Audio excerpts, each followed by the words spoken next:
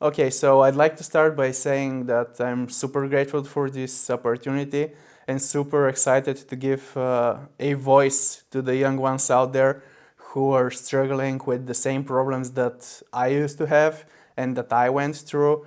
And it's really amazing to relive their experiences and my experiences and see just how in the past 10 years things haven't changed. Even though like so many people are working on it, we're striving for improvements, but once I sit down with those young adults who are perfectly capable of expressing their problems, their issues, and their point of view, I just see that not much progress has been made in the past 10 years, which just motivates me to work even harder and to give them more opportunities. One thing that we really have to appreciate with this podcast is that this has never been done before. People have never been able to listen to the teenagers, to the young kids who are struggling with these issues, and they've never heard their point of view and how they view things, and what was a problem for them, what's a solution that they see that could be provided. This has never been done before. Like, people have never gotten the chance to look inside their brain.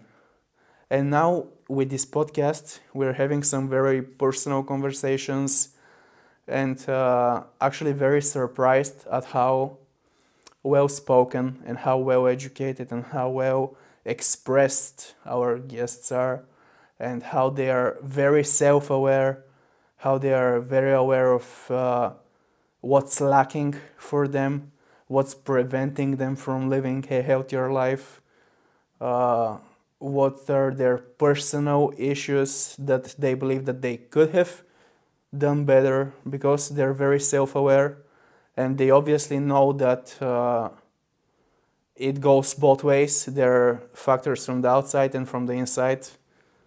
But yeah, literally just super excited to get episodes out there, to get as many points of view as possible and as much information extracted from their brains.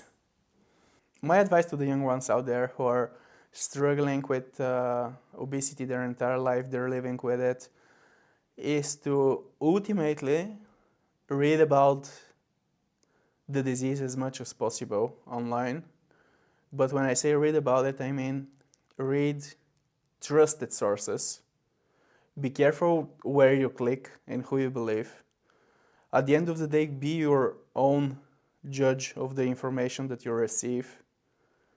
Gather as much information as possible and see what relates to you.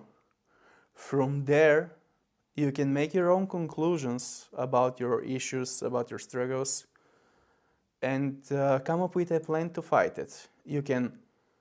My second advice and second step of that is, once you're self-aware and you've seen where the issue might be coming from and you're more knowledgeable about the disease at this point, you should definitely seek some help. Like, there is no shame in asking for help.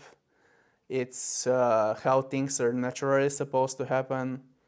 Because when I was a teen, I was afraid of talking about it to like a third person outside of family and friends, which shouldn't be the case, because there are healthcare professionals out there whose job is literally to help you. So seek help, talk to your parents. For me, my biggest supporter was my mother, and she helped me to overcome the fight with obesity. So seek help with your friends as well, with your family and outside. After you've done that and you've gotten some advice, some professional advice, some family advice, just work on it with small steps. The fight with this disease is not easy. It's never over. Even if you think that you won and it's over, you've overcome it, it will come back, it will creep back.